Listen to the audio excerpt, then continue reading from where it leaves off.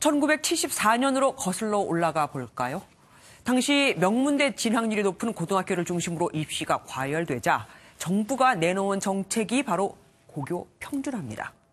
하지만 하향 평준화 우려가 커지면서 외고와 국제고가 설립되고 1990년대부터는 특목고로 지정됩니다. 자립형 사립고는 김대중 정부 때인 2001년부터 도입이 되죠. 그런데 이후 2014년 자사고 폐지를 공약으로 내건 진보 교육감들이 대거 당선되면서 자사고 지정 취소 논란은 법정으로까지 확대됩니다. 이 자사고의 근거 조항은 초중등교육법의 시행령입니다. 정부는 이 근거 조항을 삭제함으로써 이들 학교를 없애려고 하는데 시행령은 국회 통과 없이 정부가 의지만 가지면 정책 추진이 가능하죠. 거꾸로 얘기하면 정권이 바뀌면 또 언제든지 손바닥 뒤집듯 바뀔 수 있다는 얘기가 됩니다. 정부는 여론조사 결과 자사고 폐지에 찬성하는 여론이 50%라고 하지만 당장 자사고 교장과 학부모들의 반대도 만만치가 않습니다. 이어서 박자훈 기자가 보도합니다. 교육부 발표 이후 자사고 학부모와 교장들은 즉각 기자회견을 열고 정부의 일방적인 결정에 날을 세웠습니다.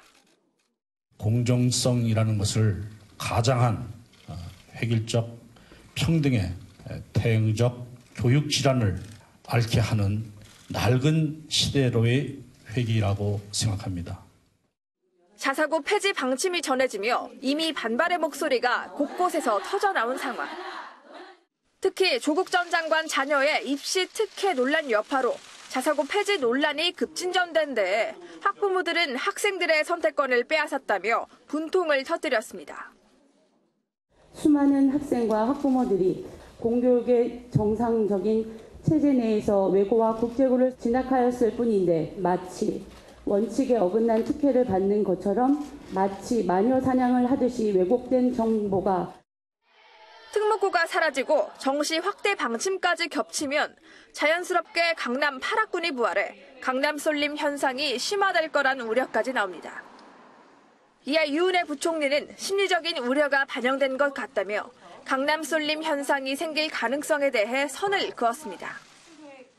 17년에 고교체제 전환을 발표했을 때도 그렇고 고교체제 개편이 강남 3구의 부동산에 영향을 미칠다는 실질적인 입증할 수 있는 자료나 또 실제화됐던 경우가 없었습니다. 당장 정부가 자사고 폐지 근거가 되는 시행령 개정 작업에 들어가기로 하면서 자사고 폐지를 둘러싼 논란은 당분간 계속될 전망입니다. MBN 뉴스 박지한입니다.